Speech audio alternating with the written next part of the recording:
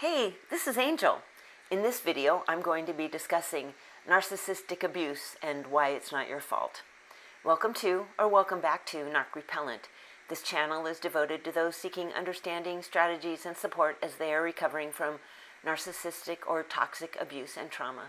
If you're interested in gaining further perspective on these subjects, you've come to the right place.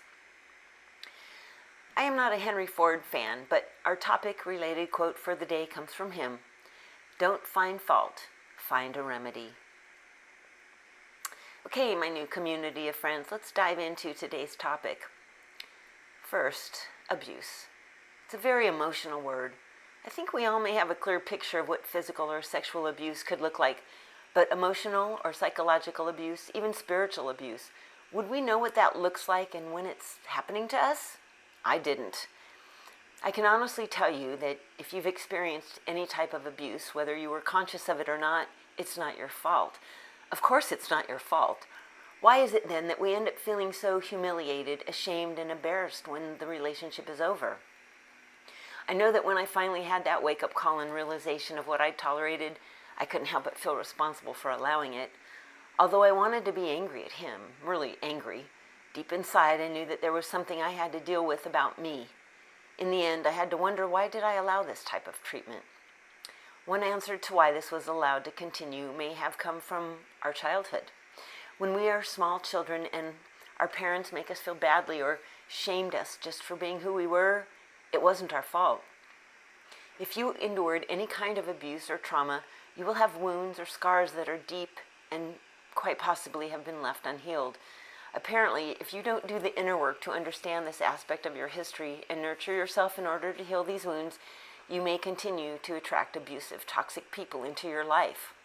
My hope is that with knowledge, we can properly care for these wounds and heal them so that a future of healthy, loving relationships is possible. Hey, I'm over 60 and I'm still trying to figure this shit out. Okay, then, in this video, I'd like to share with you why it's not your fault if you've endured abuse during childhood and then again in an adult romantic relationship.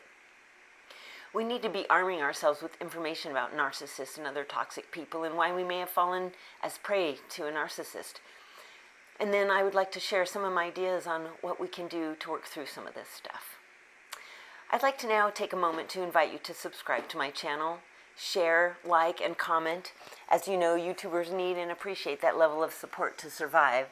I want to acknowledge those who've been loyal in watching my videos. I'd like to also thank the new subscribers. I'm hoping you'll add comments today about your experiences and questions to assist with future videos. Your submitted comments, though, will have to go through me first, as I want to watch for predators and sales comments. I want to hear about your experiences in getting past feeling like it's all your fault. Okay, now on with our topic. It was a therapist who had to inform me that what I'd been experiencing with the new narcissist boyfriend was indeed emotional and psychological abuse. As I've shared in other videos, this statement dropped me to my knees. The ensuing panic attack was just part of the evidence of how these words and the acknowledgement of just what they meant affected me. It's been many months since that horrendous moment. The detailed memory of what transpired between the narc and myself during that year I was with him almost seems like a flicker compared to the bonfire that was burning inside me then. I've done so much work to heal, but that work is a process. Healing from abuse takes a great deal of fortitude.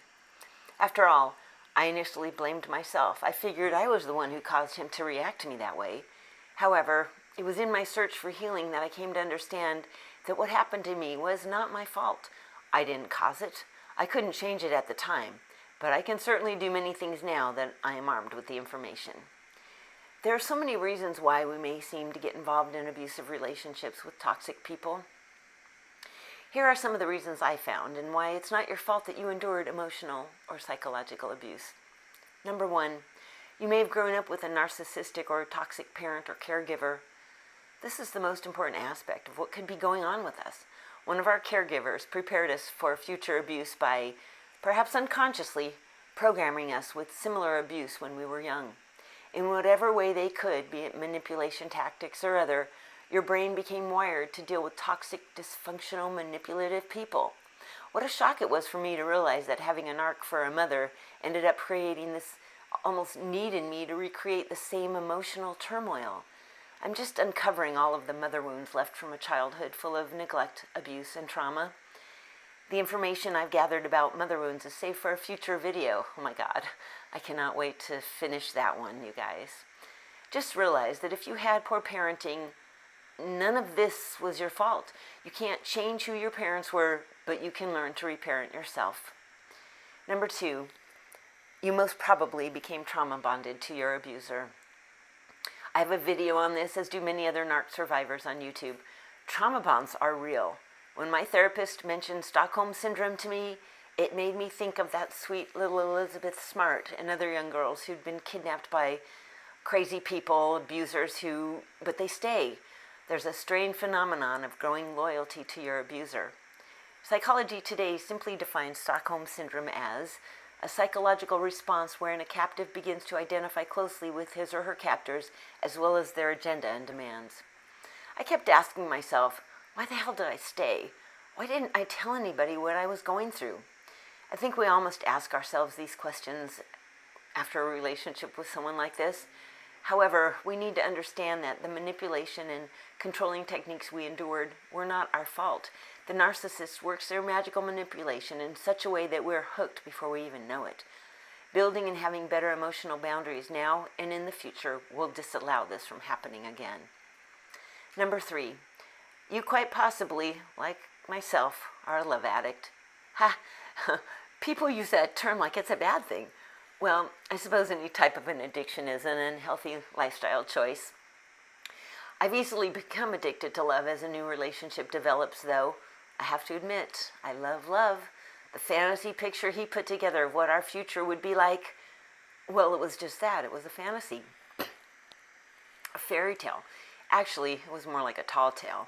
When certain chemicals are released in the brain, like dopamine and serotonin, they have a serious effect on your ability to process what's happening as you are falling in love. I'd like to believe that this is also not my fault. It's due to faulty input from our primary caregivers during times in our life that, if handled with more love, care, and compassion, could have created a different type of individual. We will definitely need to work on this to determine how best to fill that need. Number 4, quite possibly you were manipulated and controlled by the narcissist.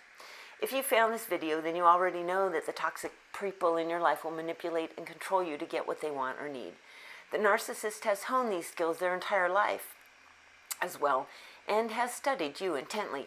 The narc will find a way to learn everything about you, every vulnerability, every like or dislike, every quirk or trigger, every sadness and wound from your childhood as well.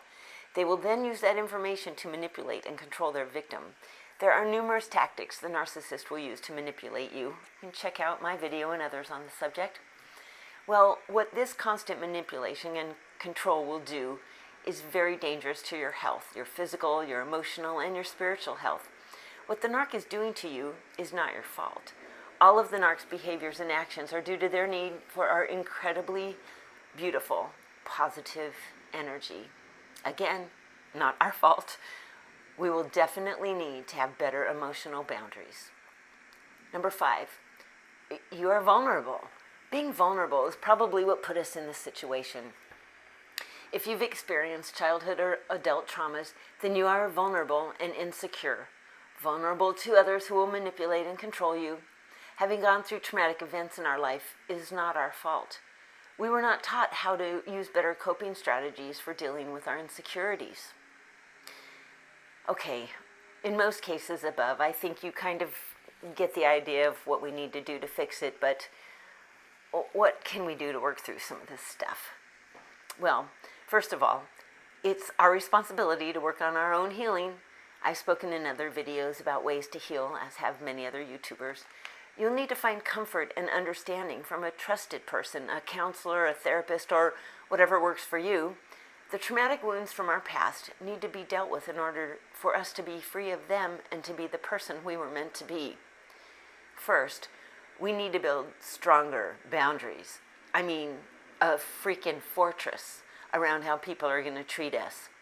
Secondly, we're going to need to learn how to respond differently to abusive people so that this is not going to happen to us again. Thirdly, we're going to need to learn how to select a better mate, boss, friend, who will love us unconditionally for who we are. It will be necessary to focus on yourself and healing from the experience of being with a narcissist or toxic person. It's now your responsibility to do all of this for you so that you will feel safe and ready for a future with a new love in your life, if that's what you desire. All of this work can be done with a therapist or trusted person of your choice. What are some of the lessons here? My emotional health is of the utmost importance, as should yours be. Know that there is nothing wrong with you, that this was not your fault. Forgive yourself for not knowing. Empower yourself for learning and growing so that you're a better person. Seek support and be open to receive this support. Be open to trust those whom you find worthy. Be confident in your value and your own worth. Honor yourself with love and support. Laugh and have a positive attitude about the future. Remember to love and accept love. If you've been through anything like this in the past, please know that there are many avenues of support. Whether you have left the narc in your life or if you're still with them, know that you are not alone in this struggle. Don't stay isolated. Get good help. It takes time to heal. Give yourself lots of time. Thank you so much for spending some time with me today on this video. Have a graceful day.